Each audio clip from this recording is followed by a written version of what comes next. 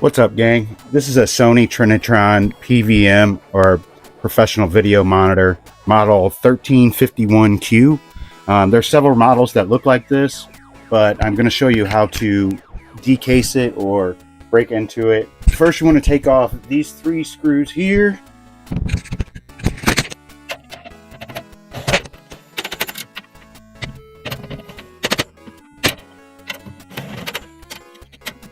Three more on this side, exactly the same.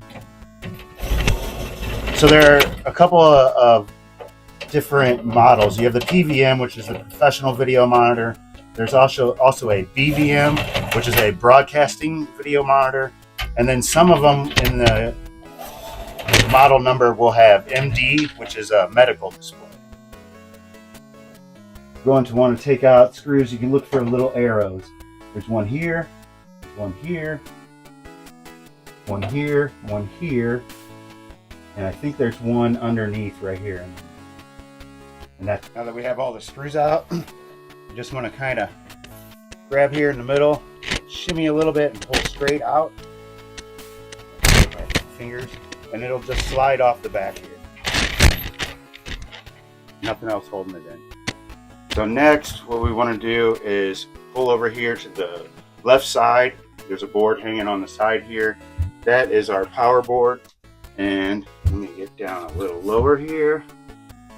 If you look right here, there's 2 screws that need to come out.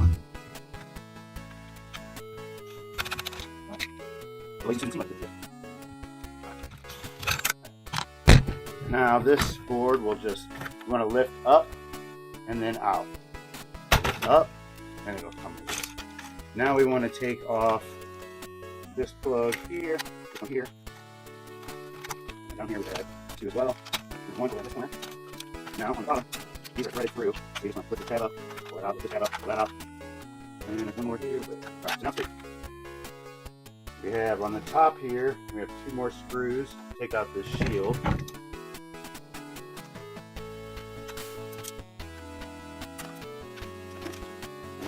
Flip it up. There we go. Now on this board, there are no screws holding it in. So what you want to do is come underneath and release these tabs here, 2 there, and then there's 1 on either side. Once you release that, this board will lift up and you'll be able to change your capacitors. I'm going to take off this neck board here. There is some glue. I'm going to show you this gray stuff here. You may have to cut through this. When I did this, it was a little soft, so it was easy to pull off. You just want to grab it and kind of wiggle and pull straight back, and that'll pull it off. And then we're going to go ahead and take these connections off here, here, and here. There's little clips you got to pinch on some of those to get them to come off because they're locked on there. Okay. And there's your neck board. There's only 1, 2 capacitors on there. Next, we're going to discharge the monitor. I have a little test lead alligator clips. One side we're going to clip onto this flathead screwdriver. The other end we're going to clip onto the metal part of the frame of the chassis. And then we're going to stick it underneath this anode cup and touch the metal point. It shouldn't spark. These are pretty good about self-discharging, but you want to do it just in case. I'm going to remove the anode cup.